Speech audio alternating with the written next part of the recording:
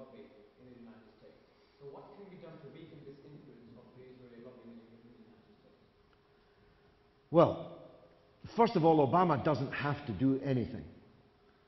He's the most powerful individual on the earth. Those who argue that, he's just a puppet and there's big forces and powers and so on that manipulate, that's just nonsense. If Obama wanted to, he could do so. Not least because he's in the second term of his presidency. He will never stand for election again. Why doesn't he actually secure some kind of legacy by telling the truth at least? A truth which I've already told you he absolutely knows. It's not that he's ignorant of it.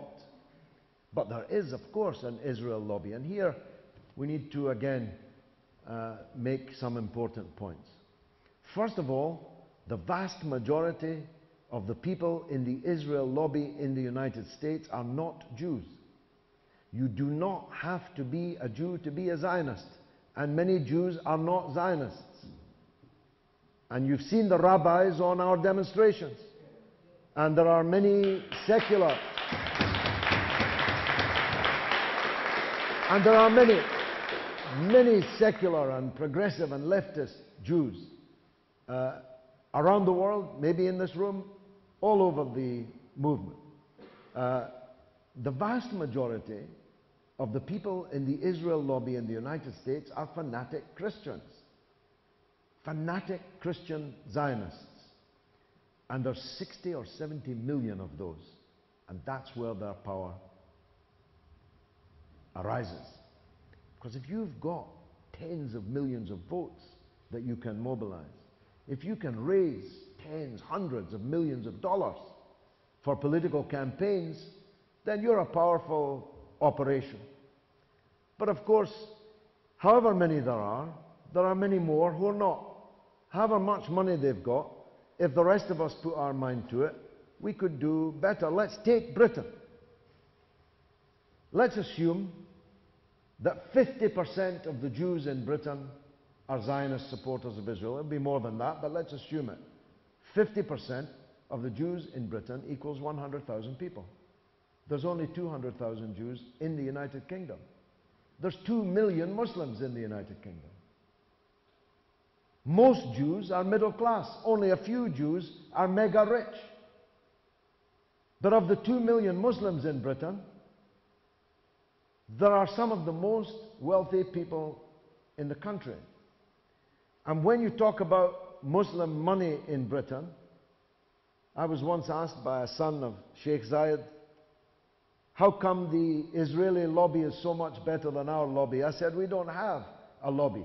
But within a mile of this restaurant, there are Arabs throwing millions of pounds on the casino tables in the gambling joints of London that could pay for 10 lobbies.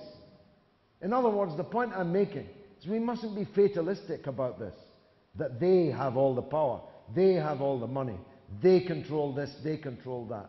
In fact, every one of these areas could and must and is being contested, and it needs to be contested more fiercely.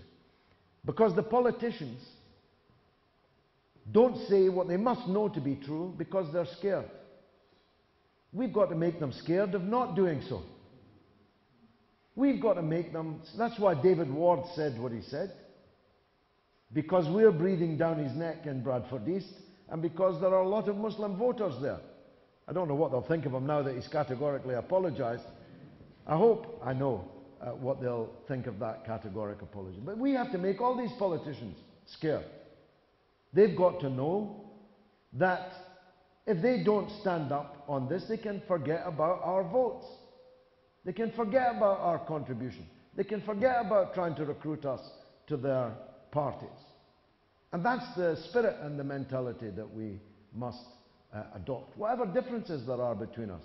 I mean, frankly, you couldn't get a more divided people than the Jews.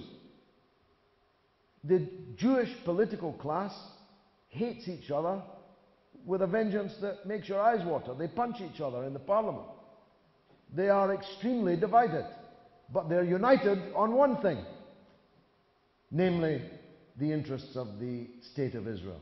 And we have to get into a situation where, whatever our differences, we're united on one thing, which is the opposite of the thing that they are united upon. Let's take some more from the body of the hall. The young lady in the black dress.